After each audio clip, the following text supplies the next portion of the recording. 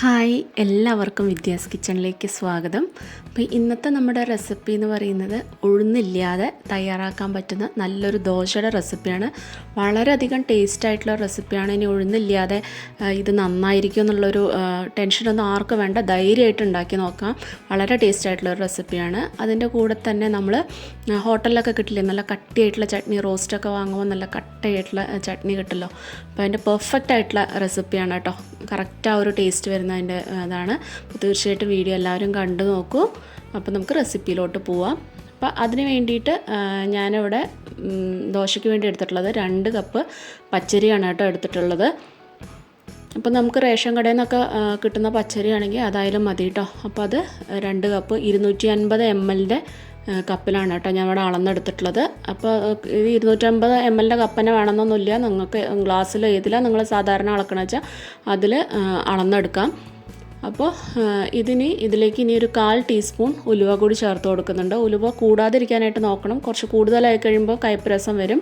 അപ്പോൾ ഒരു 1/4 ടീസ്പൂൺ മാത്രം ഇതിലേക്ക് ചേർത്ത് കൊടുക്കുക.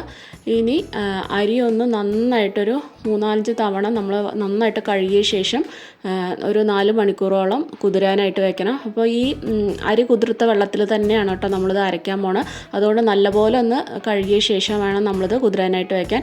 റേഷൻ കടയിൽ നിന്നൊക്കെ വാങ്ങുന്ന പച്ചരിയൊക്കെ ആണെന്നുണ്ടെങ്കിൽ കുറച്ച് അധികം തന്നെ നന്നായിട്ട് കഴുകിയിട്ട് നല്ല വെള്ളം നിറച്ച് വയ്ക്കുക. അത് നമ്മൾ ഫ്രിഡ്ജിലാണ് കേട്ടോ കുതിരാനായിട്ട് വെക്കേണ്ടത്. കാരണം മിക്സിയിൽ അരയ്ക്കുന്ന കൊണ്ട് തന്നെ മിക്സി ജാറ് ചൂടാവാനുള്ള ചാൻസ് ഉണ്ട്. അങ്ങനെ ജാറ് ഒരുപാട് ചൂടായി കഴിയുമ്പോൾ നമ്മുടെ ദോശയുടെ സോഫ്റ്റ്നെസ്സൊക്കെ പോവും. അപ്പോൾ അത് ഇല്ലാതിരിക്കാനാണ് നമ്മൾ അരി കുതിരാനായിട്ട് ഫ്രിഡ്ജിൽ വെക്കുന്നത് കേട്ടോ. അപ്പോൾ ഒരു 4 മണിക്കൂറോളം നമ്മളിത് ഫ്രിഡ്ജിൽ കുതിരാനായിട്ട് മാറ്റി വയ്ക്കുക. അപ്പോൾ 4 മണിക്കൂറോളം കഴിഞ്ഞിട്ടുണ്ട്. ഞാനിതിപ്പോൾ രാത്രിയാണ് കേട്ടോ അരച്ച് വയ്ക്കുന്നത്. നാളെ രാവിലത്തേക്ക് ചൂടാനായിട്ട് രാത്രിയാണ് അരച്ച് വയ്ക്കുന്നത്. അപ്പോൾ ഇനി നമുക്ക് ഇത്രയും വെള്ളത്തിൻ്റെ ആവശ്യമില്ല. നമുക്ക് ഈ വെള്ളം മാറ്റി വെച്ചിട്ട് ആവശ്യാനുസരണം നമ്മൾ ജാറിലേക്ക് ഒഴിച്ചു കൊടുത്താൽ മതി. വെള്ളം ഞാൻ മാറ്റി വെച്ചിട്ടുണ്ട്. അരി ഞാൻ മുഴുവനായിട്ട് ജാറിലിട്ട് കൊടുക്കാം. നിങ്ങൾക്കൊരു 1-2 ട്രിപ്പായിട്ട് അരച്ചെടുക്കാം. അല്ലാന്നുണ്ടെങ്കിൽ ഒന്നിച്ച് അരച്ചെടുക്കുക. നിങ്ങളുടെ മിക്സിയുടെ കപ്പാസിറ്റി അനുസരിച്ച് നോക്കിയിട്ട് ചെയ്യുക കേട്ടോ. ഞാനിവിടെ ഒന്നിച്ചാണ് കേട്ടോ അരച്ചെടുക്കുന്നത്. അപ്പോൾ അരി കംപ്ലീറ്റ് ആയിട്ട് ഞാൻ ഇതിലേക്ക് ഇട്ട് കൊടുത്തിട്ടുണ്ട്. ഇനി നമ്മളിതിലേക്ക് ഇട്ട് കൊടുക്കുന്നത് 1 കപ്പ് ചോറാണ്.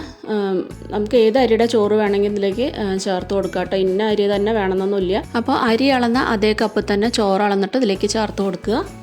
അപ്പോൾ ഇനി ഇതിലേക്ക് വേണ്ടത് 1 കപ്പ് അവിലാണ്. അവിൽ 1-2 തവണ ഒന്ന് കഴുകിയ ശേഷം ഒരു 10 മിനിറ്റ് കുതിർത്തിട്ടാണ് കേട്ടോ നമ്മൾ ചേർത്ത് കൊടുക്കുന്നത്. ഇനി നിങ്ങളുടെ കയ്യിൽ അവിലില്ല എന്നുണ്ടെങ്കിൽ 2 കപ്പ് ചോറ് തന്നെ ചേർത്ത് കൊടുക്കുക. അവിൽ കൂടി ഇട്ട് കൊടുക്കുമ്പോൾ ഒന്നും കൂടെ നന്നായിട്ട് സോഫ്റ്റായിട്ടും നല്ല ടേസ്റ്റായിട്ട് കിട്ടുന്നത് മാത്രം. ഇല്ല എന്നുണ്ടെങ്കിലും ഒരു കുഴപ്പമില്ല. അതേ അളവ് തന്നെ നമ്മൾ ചോറ് ഇട്ട് കൊടുത്താൽ മതി കേട്ടോ. അപ്പോൾ 2 കപ്പ് അവിൽ ഇടാത്തവർ 2 കപ്പ് ചോറിട്ട് കൊടുത്താൽ മതി. ഇനി നമ്മൾ മാറ്റി വെച്ചിട്ടില്ലേ തണുത്ത വെള്ളം, അത് ഇതിലേക്ക് കുറേശ്ശെ ഒഴിച്ചു കൊടുത്തിട്ട് നമ്മൾ മിക്സിയിൽ ഇത് നല്ല മയത്തോടു കൂടി തന്നെ അരച്ചെടുക്കുക. ഒന്നിച്ച് വെള്ളം ഒഴിച്ചു കൊടുക്കേണ്ട, ആവശ്യാനുസരണം കുറേശ്ശെ ഒഴിച്ചു കൊടുത്തിട്ട് നന്നായിട്ട് കണ്ടു നല്ല മയത്തിൽ തന്നെ ഇത് അരച്ചെടുക്കുക. എനിക്ക് ഏകദേശം അതേ സെയിം കപ്പ് തന്നെ ഒരു 2.5 കപ്പോളം വെള്ളമാണ് കേട്ടോ അതിലേക്ക് വേണ്ടി വന്നത്. അപ്പോൾ നിങ്ങൾക്ക് ചിലപ്പോൾ അതൊക്കെ വ്യത്യാസം വരും അങ്ങോട്ടും ഇങ്ങോട്ടും. അപ്പോൾ നിങ്ങൾ നോക്കിയിട്ട് ചേർത്ത് കൊടുക്കുക. ഇനി നമുക്കൊരു പാത്രത്തിലോട്ട് ഇത് മാറ്റി കൊടുക്കുന്നുണ്ട്. അപ്പോൾ ഞാൻ മൊത്തത്തിൽ ഈ മിക്സി കഴുകിയ വെള്ളം ഒക്കെ കൂടിയിട്ടാണ് കേട്ടോ ഞാൻ 2.5 കപ്പ് എന്ന് പറഞ്ഞിട്ടുള്ളത് വെള്ളത്തിൻ്റെ അളവ്. ഇപ്പോൾ കുറേശ്ശെ നിങ്ങൾ ഒഴിച്ചു കൊടുത്തിട്ട് പാകത്തിനനുസരിച്ച് ഒഴിച്ചാൽ മതി. നമ്മുടെ ദോശമാവിൻ്റെയൊക്കെ ഒരു കൺസിസ്റ്റൻസി അറിയില്ലേ, അപ്പോൾ അതിനനുസരിച്ച് ചേർത്ത് കൊടുത്താൽ മതി. വെള്ളം ഒരുപാട് കൂടുതലും ആവണ്ട. അപ്പോൾ മിക്സിയിൽ കൂടി കുറച്ച് വെള്ളം ഒഴിച്ച് കൊടുത്തിട്ട് അത് ഒഴിച്ചു കൊടുത്തിട്ടുണ്ട്. ഇനി ഞാൻ ഇതിലേക്കൊരു 1.5 ടീസ്പൂണോളം ഉപ്പ് ചേർത്ത് കൊടുത്തിട്ടുണ്ട്. ഉപ്പും കൂടി ചേർത്ത് കൊടുത്ത ശേഷം നമ്മുടെ കൈ കൊണ്ട് തന്നെ നന്നായിട്ട് ഇതൊന്ന് മിക്സ് ചെയ്തെടുക്കുക. അപ്പോൾ കൈയൊക്കെ നന്നായിട്ട് വാഷ് ചെയ്ത ശേഷം നന്നായിട്ടൊന്ന് മിക്സ് ചെയ്തെടുക്കുക. കൈ കൊണ്ട് തന്നെ ഇങ്ങനെ ഇളക്കി മിക്സ് ചെയ്യുമ്പോഴാണ് ഇത് കറക്റ്റായിട്ട് നല്ല രീതിയിൽ നമുക്ക് പുളിച്ച് കിട്ടുള്ളൂ. അപ്പോൾ കൈ കൊണ്ട് തന്നെ നല്ല രീതിയിൽ ഇങ്ങനെ ഒഴിച്ച് തന്നെ മിക്സ് ചെയ്തിട്ട് ഒരു ഓവർനൈറ്റ് ഇതവിടെ മാറ്റി വയ്ക്കുക കേട്ടോ. ഒരു 8 മുതൽ 10 മണിക്കൂറിനുള്ളിൽ. അപ്പോൾ ഓരോ സ്ഥലത്തെ കാലാവസ്ഥയുടെ അനുസരിച്ച് സമയം നോക്കിയിട്ട് വെക്കുക. ഇത് പിന്നെ നമ്മൾ ഉഴുന്നൊന്നും ഇല്ലാത്ത കൊണ്ട് ഇങ്ങനെ പുളിച്ച് പൊങ്ങി പുറത്ത് പോവുക അങ്ങനെയൊന്നും ഇല്ല കേട്ടോ. ഒന്ന് പുളിച്ച് കിട്ടുന്നല്ലാണ്ട് ഇങ്ങനെ പൊങ്ങി വരിക അതൊന്നും ഇല്ല. നമ്മൾ കാരണം ഇതിൽ ഈസ്റ്റോ ഉഴുന്നോ ഒന്നും ചേർക്കുന്നില്ലല്ലോ. അതുകൊണ്ട് അങ്ങനെയൊന്നും ഉണ്ടാവില്ല. നല്ല സോഫ്റ്റായിട്ടുള്ള നല്ലൊരു മാവായിട്ടാണ് കേട്ടോ നമുക്കിത് കിട്ടുക. അപ്പോൾ ഞാൻ ഇവിടെ ഒരു ഓവർനൈറ്റ് അടച്ച് വെച്ചിട്ടുണ്ട്. അപ്പോൾ പിറ്റേ ദിവസം രാവിലേക്കാണ് കേട്ടോ ഞാൻ ഇത് ഉണ്ടാക്കുന്നത്. അപ്പോൾ ഇത് കണ്ടോ നമ്മുടെ മാവ് പക്ക റെഡി ആയിട്ടുണ്ട് കേട്ടോ. നല്ല പെർഫെക്റ്റായിട്ട് തന്നെ റെഡി ആയിട്ടുണ്ട്. കണ്ടോ അത് നിങ്ങൾക്ക് നല്ല സോഫ്റ്റായിട്ട് നല്ല ഫ്ലഫി ആയിട്ട് ഇരിക്കുന്നുണ്ട് കേട്ടോ മാവ്. അപ്പോൾ ഈ ഒരു രീതിയിലാണ് നമ്മുടെ ഒരു മാവ് ഉണ്ടാവുക. അങ്ങനെ പൊങ്ങിയൊന്നും വരില്ല. ഇപ്പോൾ ഈ ഒരു രീതിയിലാണ് കേട്ടോ മാവ് ഉണ്ടാവുക. ഇതിപ്പോൾ നല്ല സോഫ്റ്റായിട്ടുള്ള ഒരു ബാറ്ററായിട്ട് വന്നിട്ടുണ്ട് കേട്ടോ. അപ്പോൾ ഈ ഒരു കൺസിസ്റ്റൻസി ദോശമാവിൻ്റെ ആ സെയിം കൺസിസ്റ്റൻസിയാണ് കേട്ടോ അതിൽ ഉണ്ടാവേണ്ടത്. ഒരുപാട് വെള്ളം പോലെ ആവണ്ട, ഒരുപാട് തിക്കായിട്ടും വേണ്ട കേട്ടോ.